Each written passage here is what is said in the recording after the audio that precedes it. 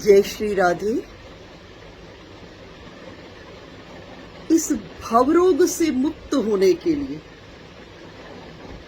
इस भवसागर को एक बढ़िया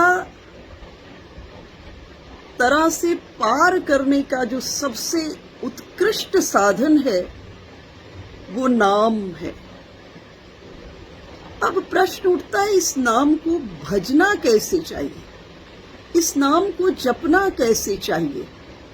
यूं गोस्वामी जी महाराज ने बहुत बड़ी सुविधा दे दी है, बहुत बड़ी सुविधा दे दी है। गोस्वामी जी महाराज कह रहे हैं, भाई कुभाई अनख आलसहु, नाम जपत मंगल दिसि दसहु। कैसे भी जपो, भाव में जपो, भाव न हो तो भी जपो, तो नाम का फल क्या है? आनंद और मंगल है।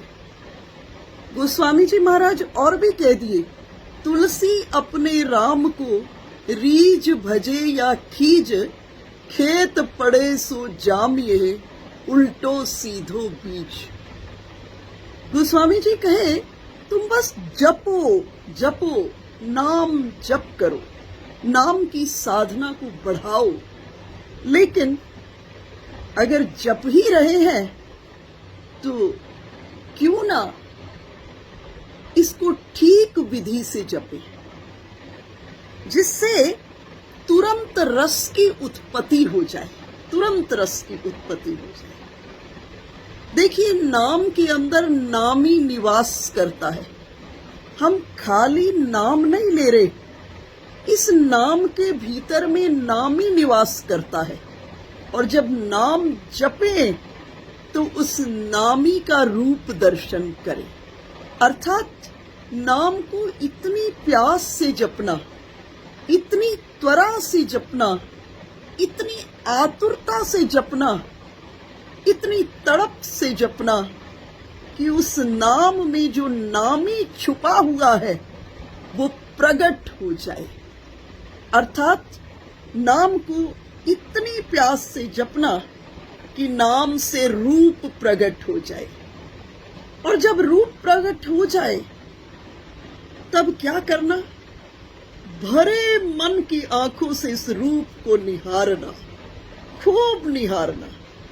देखो, एक बात को आप सबने अपने जीवन के भीतर में अनुभव किया है, जब आपका बेटा आपसे मीलों दूर होता है और कोई आपके सामने में आपके बेटे का नाम लेता है, तो नाम को श्रवण करते ही उस नाम से बेटे का रूप मन की स्क्रीन के ऊपर में उभर आता है। तो जो संसार में हो रहा है वही ठाकुर जी के साथ होना चाहिए।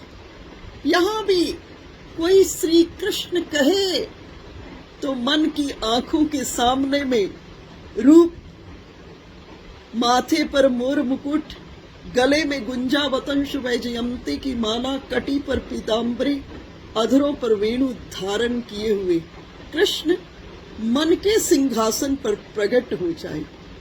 और जब ठाकुर मन के सिंहासन पर प्रकट हो जाते हैं, फिर चित्त की वृत्तियों का केंद्रीकरण उस रूप पर कर दो। और जब केंद्रीकरण रूप पर हो जाएगा तब भाव जन्म ले लेगा, और इस भाव की डोरी में बंधे हुए त्रिभुवन के ठाकुर आपके सामने में प्रकट हो जाएंगे। इसलिए नाम को कैसे जपे, पूरी, मैं अक्सर इस बात को कहती हूं, नाम को इतनी ताकत लगा के जपना जितनी ताकत पुरुष वर्ग धन कमाने में लगाता है, उतनी ताकत लगा के जपना। अर्थात नाम को इतनी प्यास से जपना कि नाम में जो विराजता हुआ नामी है, अर्थात उस नाम से रूप प्रकट हो जाए। और जब रूप प्रकट हो जाए तो उस पर चित्त की वृत्तियों का केंद्रीकरण कर देना, उससे भाव जन्म ले लेगा और भाव के डोरी में बंधे हुए त्रिभुवन के ठाकुर आपकी चौखट पर, आपके हृदय के सिंहासन पर विराजमान हो जाएंगे, प्रकट हो जाएंगे। और जब ठाकुर जहां पर प्रकट हो जाती है ना, तो ठाकुर के साथ प्रिया जी भी हो जाती है। और जहां प्रिया प्रियतम दोनों हैं, वही स्थान तो वृंदावन है। इस मन को वृंदावन बनाओ, और जब इस मन के सिंहासन पर प्रिया प्रियतम प्रकट हो जाए, तो तुम भी जरा नीचे बैठ जाना। भरी आंखों से मन के सिंहासन पर बैठे हुए प्रिया प्रियतम का दर्शन करना। ठाकुर जी एक हाथ आगे बढ़ा देंगे, तुम अपना दूसरा हाथ बढ़ा देना। वो ब्रह्म नर्तक की तरह, तुम जीवात्मा को नर्तकी की तरह, जब ब्रह्म नर्तक की तरह और जीवात्मा को नर्तकी की तरह नचाने लगता है, तो इसी देह में रास हो जाती है। इसलिए प्रथम इस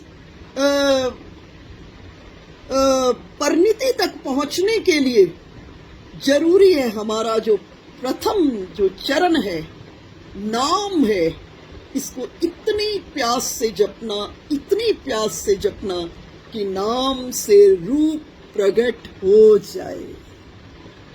जय श्री राधे।